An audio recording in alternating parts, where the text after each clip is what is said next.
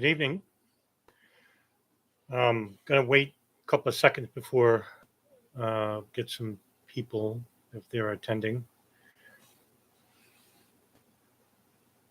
We got probably about 77 degrees today, partly cloudy skies here in New York.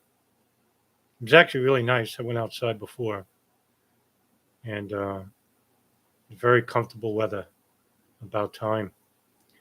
But we have some uncomfortable uh,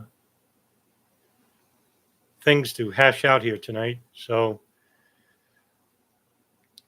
it's going to concentrate on the response from the Bush White House regarding civil liberties and, of course, the Geneva Conventions of enemy combatants or those deemed enemy combatants, and how the White House, Bush White House Counsel, subverted the Department of Justice and rewrote a memorandum which basically gave the Bush presidency uh, unlimited, unchecked power when it comes to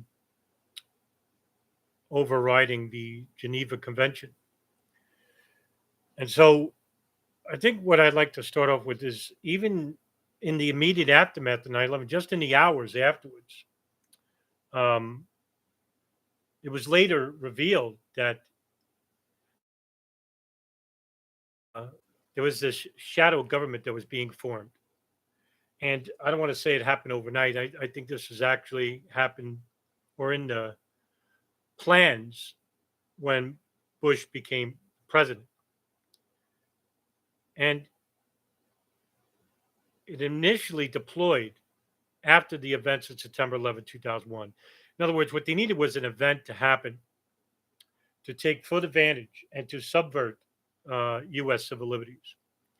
And initially, this government was deployed executive directives on government continuity in the face of a crisis, which are dating back to the Reagan administration, that are put into effect. Now, it's estimated that approximately 100 mid-level officers are moved to underground bunkers and they stay there. And this is the continuity of government that I once wrote about.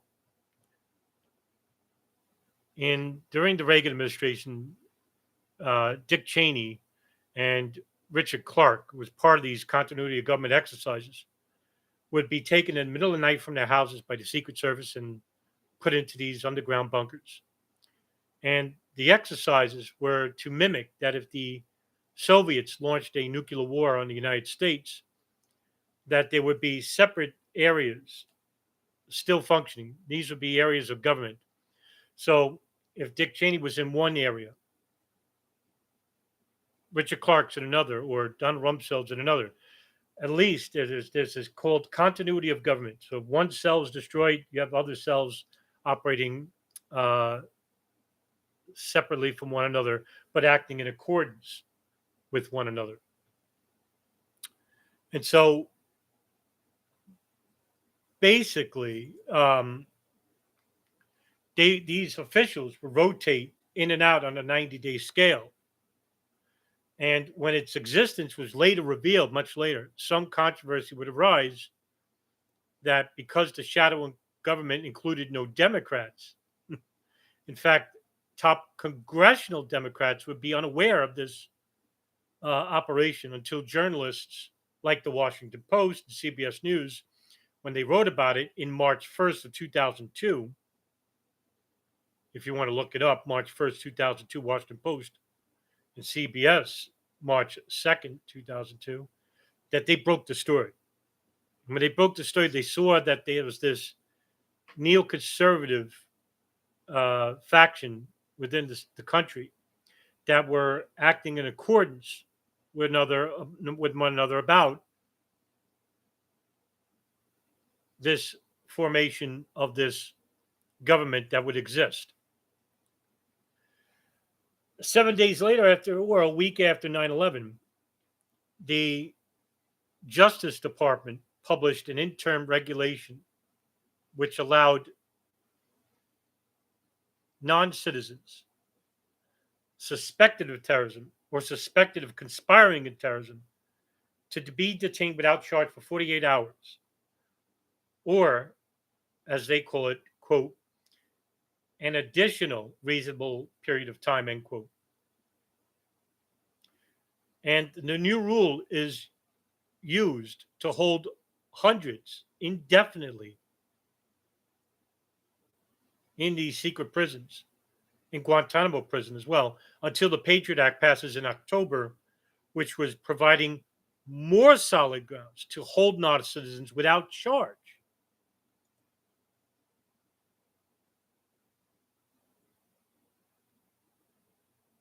Now, just to go back a little bit, uh,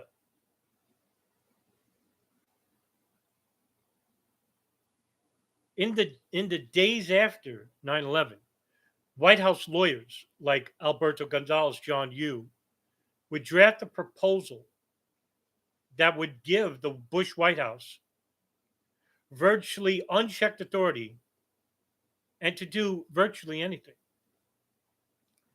Now, I mentioned the name Alberto Gonzales, who's the White House lead counsel.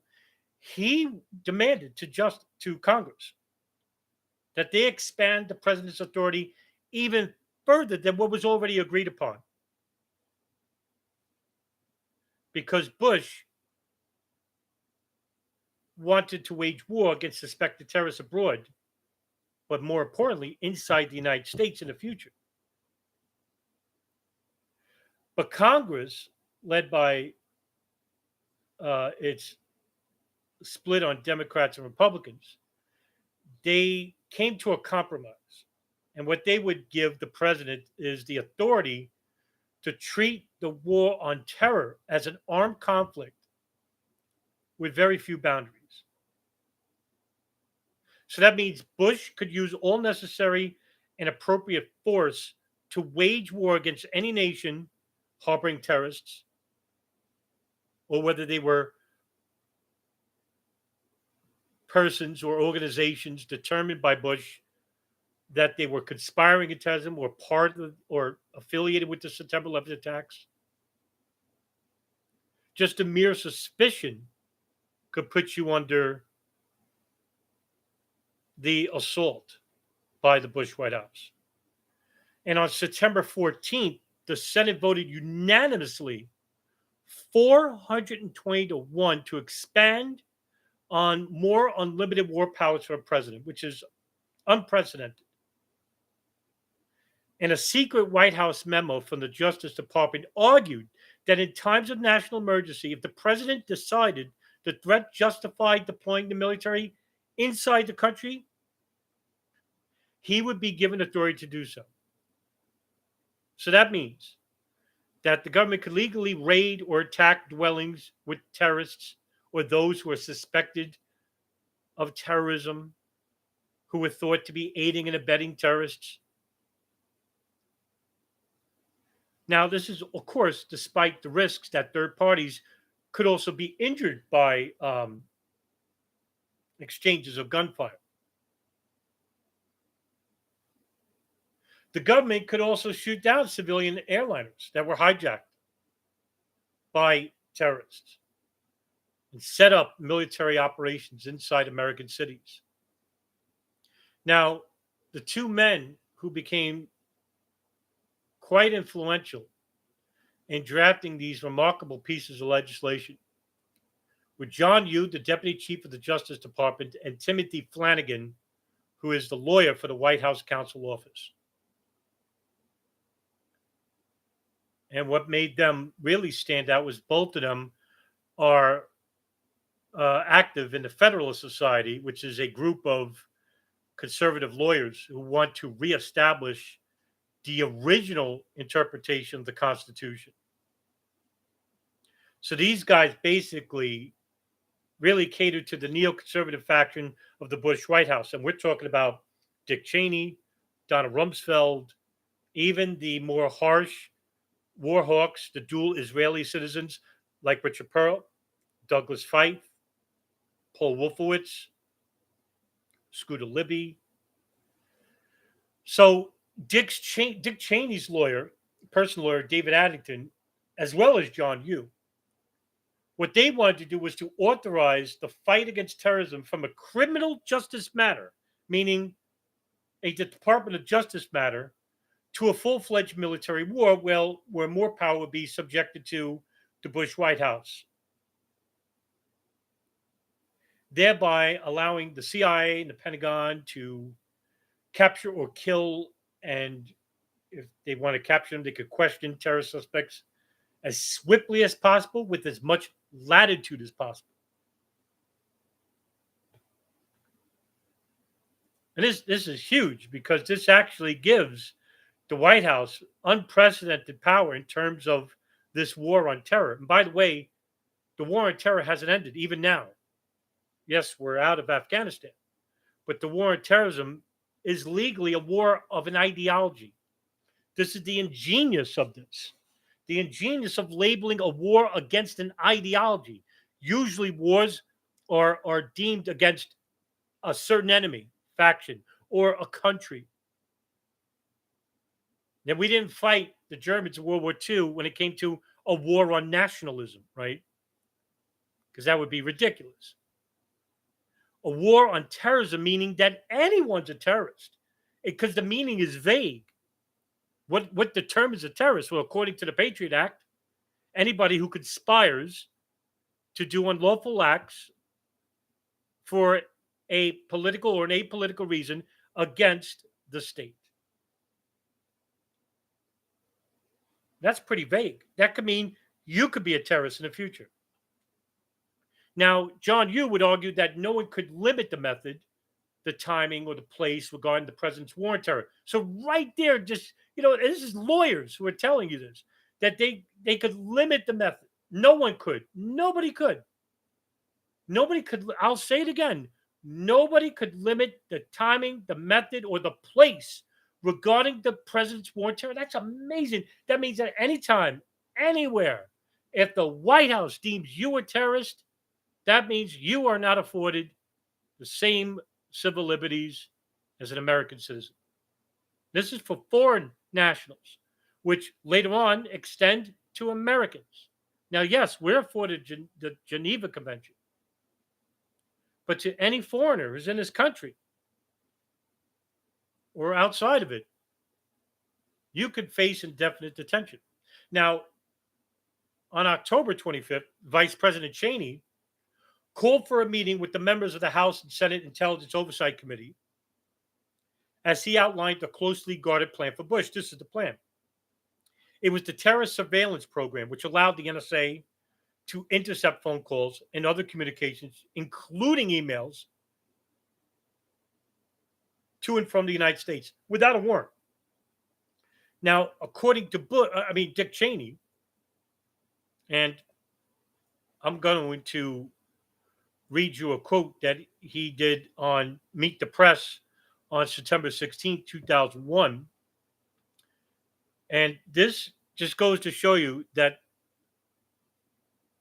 what the federal government was planning to do in the immediate aftermath of 9/11, that is, they weren't going to fight on a honest manner or judicial manner, that they were going to basically do illegal things.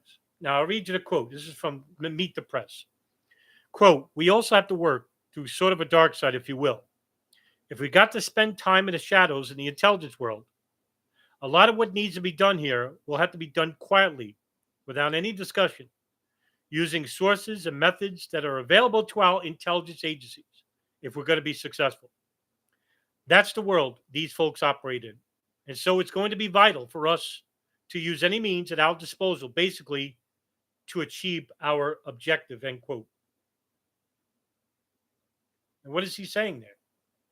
Now, of course, he's mentioning that they need to act and to familiarize themselves, just as a terrorist would, to defeat the terrorists. So, in other words, they're going to break laws. They're going to break down the walls that are there for a reason. That they're going to act without any hesitation, without any pause from any disagreements, from any committee, congressional or lawful Department of Justice, any oversight committee. Nothing can stop them. Now, of course, there's a huge vehement disagreement between the White House Counsel and lawyers in the NSA about how to bypass U.S. laws regarding the privacy of citizens' data. Remember, now there's two fronts here that are happening in the days after 9/11. One is regarding data privacy, that they want to bypass U.S. laws for this. Two, how to treat foreign nationals who are suspected of terrorism and to bypass the Geneva Convention. This is important because this has a ripple effect to the current day.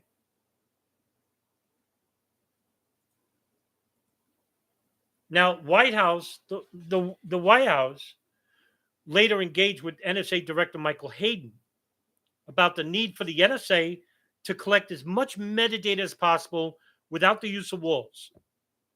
And miraculously, he was given a green light. Actually, what Bush did was invite Hayden, who he barely knew, by the way. And what he did was he basically told him, what do you need to be successful? And Hayden said, you need the walls to be broken through. We need to act and to override certain laws that are protecting the Americans' privacy. This is huge because now the NSA can collect data without a warrant, and it's from the American citizenry. And this was all in secret, by the way. The American public had no idea. I'm going to get to this in a minute about when it became public. But on September 20th of 2001, the Project for the New American Century, which is a very influential neoconservative think tank, they would end up publishing a letter addressed to President Bush insisting that the war on terrorism include as one of the objectives to remove Saddam Hussein from power. Even, now this is a quote from the PNAC document, to the letter to Bush, quote, even if evidence does not link Iraq directly to the attack, end quote. That's a direct quote. Now in 1997, in 1998, PNAC actually wrote a letter to President Clinton and basically said that they need to push for the U.S. to involve themselves in the Iraq, to overthrow the Iraq government. And Clinton basically ignored two letters from them. And what happened to Clinton? Well, you had the Monica Lewinsky scandal. That's what undermined him. Now, the Project for New American Century also says that the U.S. should demand that Iran and Syria cease all support for Hezbollah. And if they fail to do so, the United States should retaliate against those two countries as well. Now, of course, who's leading the charge in this? This is obvious. This is Israel, right? I mean, most of the co-signers of the Project for New American Century would go on to have high levels of position in the Bush government, as well as being dual U.S. Israeli citizens.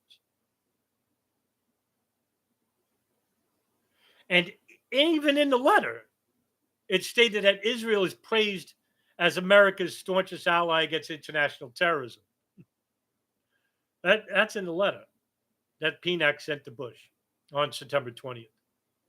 Okay, I don't think I need to tell you any further about where this influence is coming from.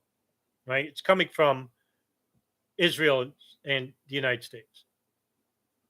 Now, Douglas Feith, who was a co-signer of the PNAC document, and also one of the primary and very limited members of the Office of Special Plans, suggests in a draft memo that the United States should consider hitting terrorists outside the Middle East in their initial offensive, perhaps deliberately selecting a non-Al Qaeda target like Iraq. And other regions he proposes attacking include South America and Southeast Asia. Some of these people are just basically bloodthirsts or bloodlusts. They don't care if a million people end up dying. That's how many people died in the Iraq War. It's approximately, anyway. We'll never know the exact number. Now, Fight reasons that an initial attack against such targets would surprise the terrorists and catch them off guard. This was shot down because basically, if we uh, went and engaged in a war in a country outside the Middle East, such as South America, I mean, we're facing consequences for this, just like we did with Iraq, but that came later. Now, the Bush White House have forced the hand of the intelligence community to find Al Qaeda and an Iraq connection.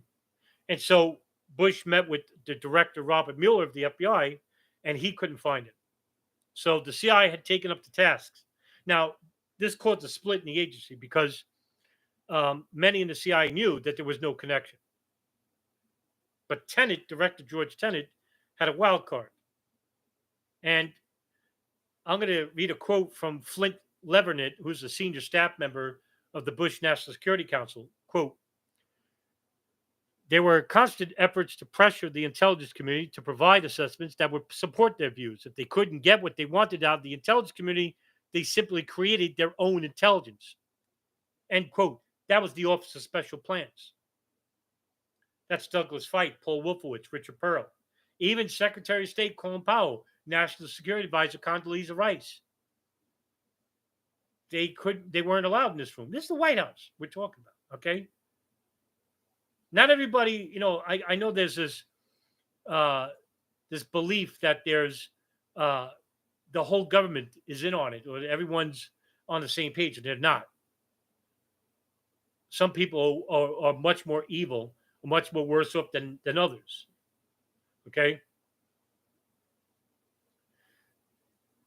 Now, Vice President Cheney, he wanted to reformat laws regarding prisoners of war. And so something big happened on November 13, 2001. This is really big. John Yoo had sanctioned White House plans to give the Defense Department sole authority to decide which terrorists will be tried in military commissions, thereby superseding the Department of Justice. And Attorney General John Ashcroft was horrified when he heard that this is basically Cheney right here. This ain't Bush, because Bush is on vacation here, right? According to Cheney. So Cheney basically is abdicating the Department of Justice because they're the ones who are in charge of arresting people who are terrorists or associates of terrorists or suspected of terrorism, and that they would be tried in American courts. No, what the White House Counsel wanted to do was give the Defense Department sole authority to decide who would be terrorists and who would be tried in military commissions. Now, Secretary of State Colin Powell, National Security Advisor Condoleezza Rice, and Attorney General John Ashcroft, they're all left out of the loop. No idea what was going on. And when they found out what was going on, it was much too late. Now, David Addington would later edit the draft to where the White House and not the Defense Department would decide which terrorists were tried or who would be labeled terrorists. This is huge because the memo also ignored international law, suggesting that the president could abide by it or not, and terrorists would not be afforded protection of the Geneva Convention. Unbelievable. This would mean that any foreign nation that the president deems as a nation that allows terrorists living inside it or have conspired in terrorism will come under attack by the United States government. And even more important regarding this memo, that defendants would have limited rights to confront their accusers. They would also not be able to see evidence against them while indefinite detention. These rules for the military commission would be dictated on an ad hoc basis by the Secretary of Defense at the time, Donald Rumsfeld. And of course, the backlash for this was uh, forthright, but there was nothing to be done. And Stephen Cheney, who's an Australian lawyer, remarked that the United States will never charge anyone because there's no incentive to. They could just hold and interrogate every single detainee forever. That sounds familiar? That's what we're doing with Abu Zubaydah. Allegedly, when he was captured, he was considered the third most powerful Al Qaeda member. And then in 2000, and I think 6 or 7, the CIA basically, after torturing him for 4 or 5 years, basically said, "Oh, sorry, you're not really a high-ranking Al Qaeda member." However, he's the only Guantanamo detainee prisoner who is held without charge because of this memo.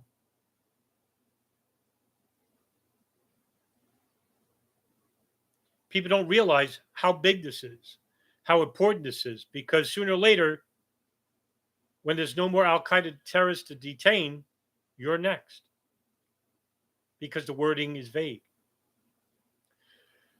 December 19, 2001, Pakistan security forces and the ISI captured an individual who was escaping Afghanistan. His name was Ibn Sheikh al-Libi, and he was turned over to the CIA. He was actually chief of the Chaldean training camp in Afghanistan. And Jack Cloonan, who worked out of the FBI counterterrorism office, along with Russell Fincher,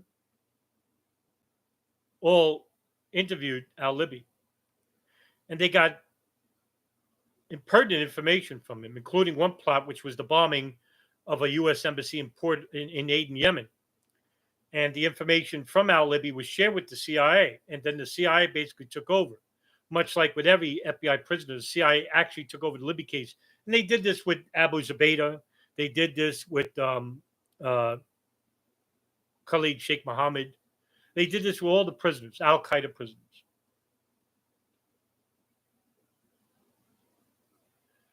But the decision came from Bush, who favored George Tenet over Mueller, as Bush preferred the CIA tough guy approach. He didn't want to be seen as soft. He also approved the rendition program, which actually started under the Clinton administration. But after 9/11, the staff at CIA counterterrorism had grown from 300 to 1,200 in weeks who participated in this program. Now, it's not known exactly how many people have been renditioned by the CIA because the program remains classified. And so the United States chose Egypt as a country to send prisoners using the program because they can enforce torture methods that the United States cannot legally. And Egypt was notoriously known for using torture methods which are illegal inside the United States. This is led by the State Security Investigation Services, or the SSI. And this goes back even to the Nasser, Gamal Abdel Nasser, who was the president of Egypt, way back to the 50s and 60s, 50 years ago.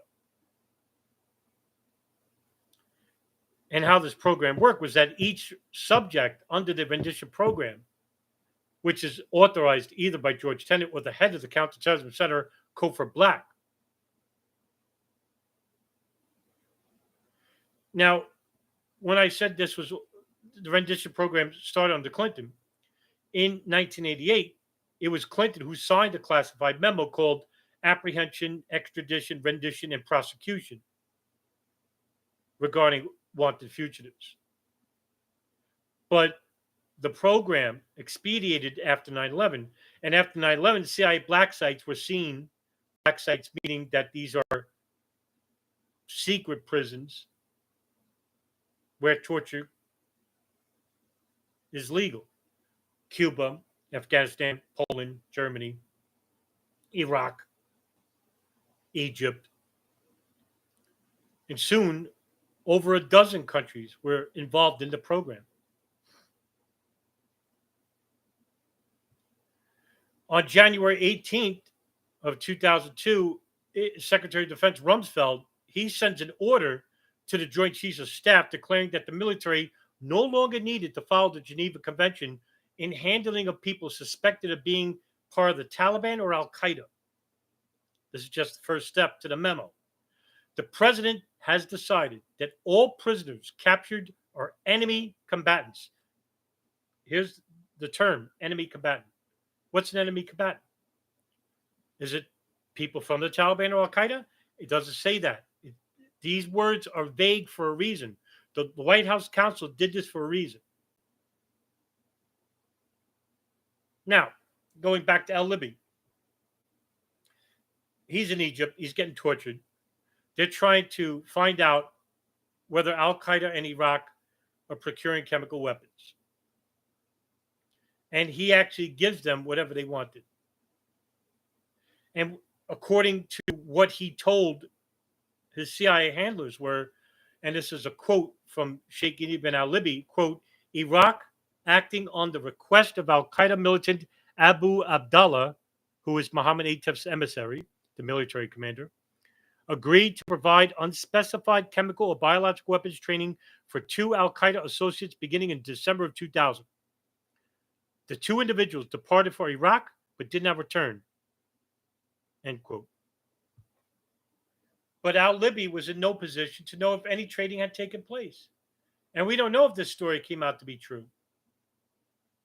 Because I think the CIA made this whole thing up. And they did later on. It came out that they made everything up. However, did this stop from the United States government to use it? Well, his forced confessions, which will later turn out to be false, were used by the Secretary of State Colin Powell to the United Nations Security Council to go to war against Iraq. And it was George Tenet, director of the CIA, who vouched for Libby to Powell, even though Powell was skeptical.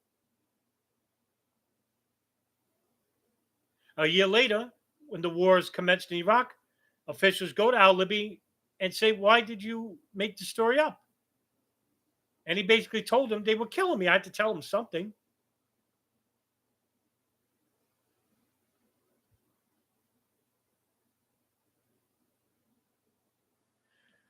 But that didn't stop the Bush neocon warhawks such as Richard Perle, Douglas Feith, Robert Kagan, Paul Wolfowitz, the co-signers of the PNAC document. They ultimately got what they wanted after 20 years, which was a full-scale invasion of Iraq. And on May 19, 2009, Egyptian authorities found al-Libi hanged in a cell. His death was ruled a suicide. Of course. And just like, Epstein just killed himself. Now, of course, suspicions arose that he was killed on orders from the CIA as they feared, international organizations that were going to visit him and get him to speak on his torture from his captors, and basically he would spill the beans. So what does this mean? Are we ever going to see real justice? Are we going to see any type of, any type of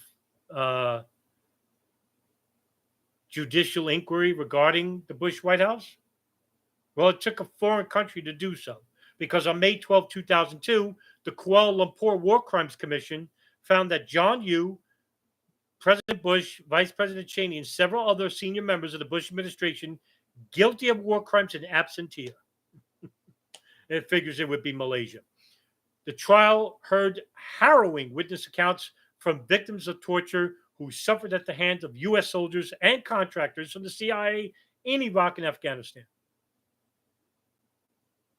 And also involved being guilty of war crimes in absentia were Alberto Gonzales, David Addington, William Haynes, J.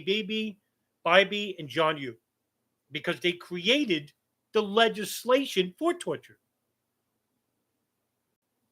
That's what they did.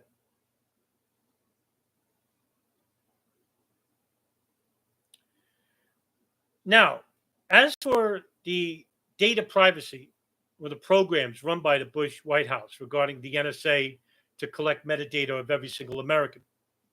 Now, in 2000 2006, Mark Klein, who was a AT&T technician,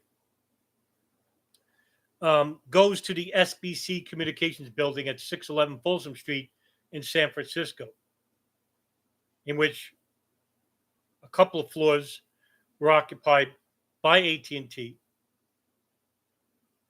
But he found a room that he's never seen before. And the room was called 641A. Room is actually 24 by 48 feet, and it contains several racks of equipment, including a Norris STA 6400, which is actually a device designed to intercept and analyze internet communications at very high speeds. It's led by a fiber optic line from beam splitters, which are installed in fiber optic trunks carrying internet backbone traffic.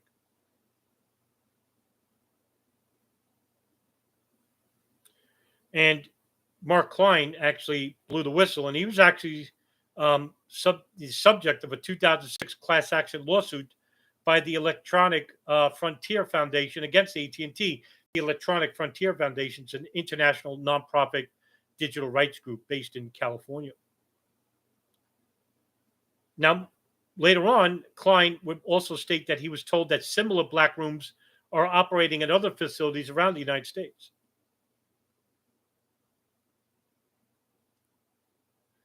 On January 31st, 2006, Mark Klein and the Electronic Frontier Foundation filed a class action lawsuit against AT&T, accusing the telecommunications company of violating the law and the privacy of its customers by collaborating with the NSA, which was involved in a massive illegal program to wiretap and data mine American communications.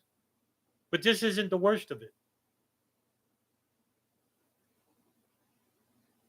Because in 2007, the case was heard by the Ninth Circuit Court of Appeals, and the case was dismissed based on a retroactive grant of immunity by Congress. And the U.S. Supreme Court declined to hear the case.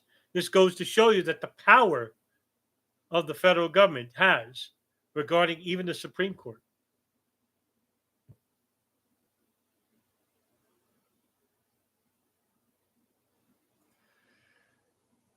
In June of 2013, there were reports from a cache of top secret documents leaked by Edward Snowden, an NSA contractor.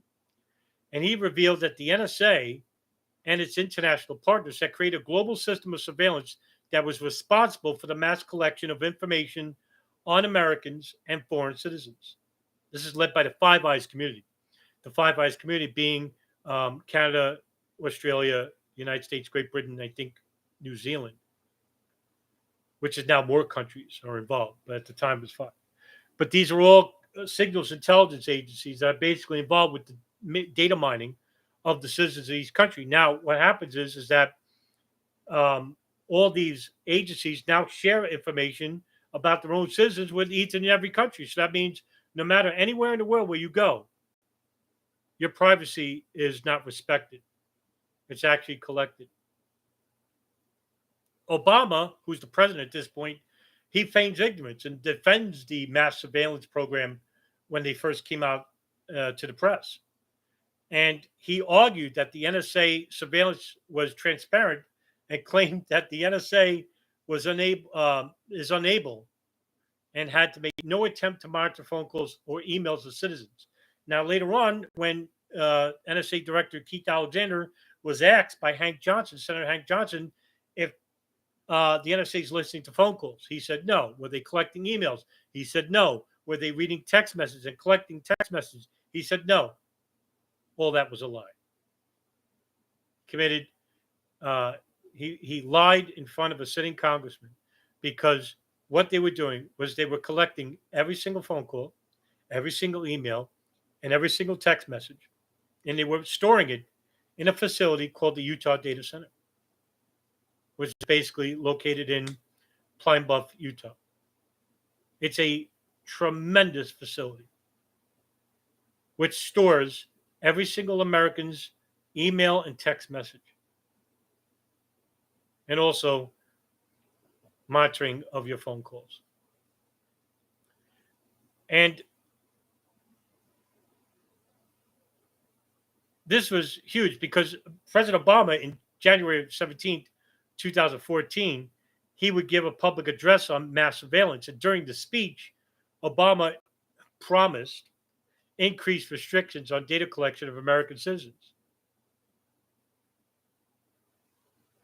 And then Obama then called for increased oversight and admitted that the NSA was in violation of excuse me, civil liberties. But his speech was criticized for being vague and not going so far. But in fact, it was the opposite. And of course, Rand Paul criticized Obama, saying that while he was encouraged that the president is addressing the NSA spying program because of pressure from Congress and the American people, I am disappointed in the details. And Paul also went on to say that the Fourth Amendment required an individualized warrant based on probable cause before the government can search phone calls and emails. And President Obama's announced solution to the NSA spying controversy is the same unconstitutional program with a new configuration. Rand Paul went on to say also, I intend to continue the fight to restore Americans' rights through the Fourth Amendment Restoration Act and my legal challenge against the NSA.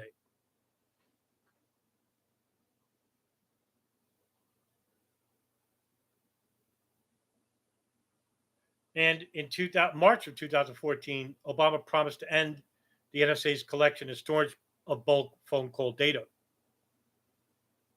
However, like with most things Obama, the administration continued to seek reauthorization of the telephone metadata program.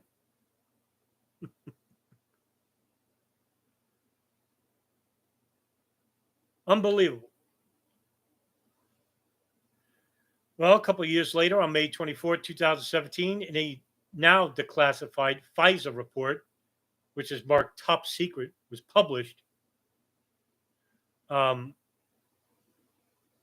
which I could probably, if I could find it, yeah, I'll provide that in the description, because it was noting that the NSA routinely violated the Fourth Amendment rights of Americans under the Obama administration and abused intelligence tools to do so. In fact, the Obama administration self-disclosed the problems at a closed-door hearing on October 26th before the Foreign Intelligence Surveillance Court 2 weeks before the election.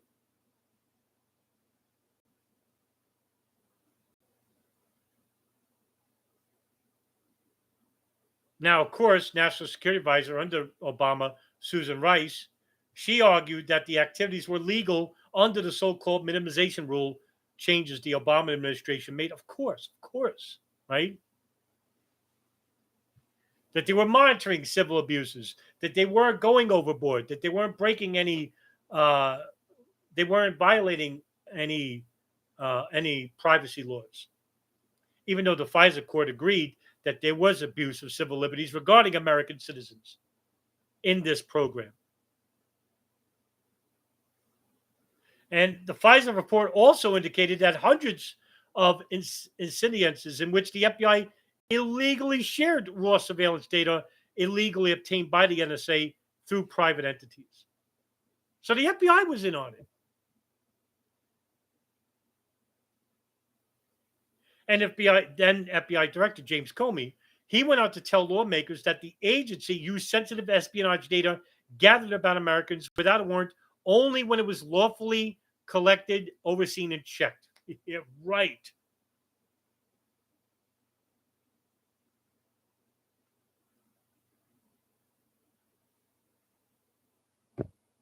And finally, on April 28, 2017, the NSA issued a very rare press release indicating that it would no longer monitor all internet communications, which is bullshit. They still do, right? I don't believe anything these people say anyway. And all of what I told you now past history, current history, about what's happening here in the United States from the FBI, the NSA, the CIA, the Bush White House, the Obama administration, the Trump administration, even to the current Biden administration. Okay. Guantanamo is still open. We still haven't had a trial. Khalid Sheikh Mohammed, Ramzi bin al Shib, Wali Benatash, Ahmed al Hasnawi, Amr al Baluchi, the 5 who are involved with the September 11th terrorist attacks allegedly, still haven't had a trial, still haven't faced their accusers. And there's a reason why, because they were tortured by the CIA when they didn't have to. Why were they tortured? Because so that you wouldn't know the truth. You're believed whether you're left to your beliefs, If you believe they're guilty, if you believe they're not guilty, it's an indecision, which leaves you in a state of paralysis. It's exactly where the federal government wants you to be. They don't want you to make a decision. Decisions based on action. Decisions based on information. That's why we're in a war for information and a war against disinformation. And so, because it's so complex and it's so broad, the American people just give up, left to their own devices, left to believe whatever they want. And so these laws, these memorandums, these decrees that were fashioned under the Bush White House, by the White House Legal Counsel, by the NSA, by the CIA, are all going to come back to haunt us, because the next terrorists aren't Arabs. They're going to be you, the American people. Why do you think they went to these great lengths to create this legislation, these memorandums? To abuse the civil liberties of who? Arabs or us? Well, it's us. We're the final enemy. And they could go to war against countries, but we're long past the day of land invasions. This is a technological war, a nuclear war. So nobody wants to go to nuclear war, because that would end all life, and because people in positions of power would like to hand down their power to their own generations. That means the war has to continue. By the way, the war, like I said, the war on terrorism hasn't ended, because we're the final enemy, the American people. And make no mistake, all these conflicts that we're having, all these isms, racism, religion, politics, sexism, are all meant to distract us and keep us divided from each other, in the hopes that we become so fragmented and so segregated that the federal government can easily defeat us. This is no longer a government for the people, by the people, and hasn't been for decades, centuries. And that will be all for the live discussion tonight. Thank you for coming, and thank you for watching. And I'll see you in the next video.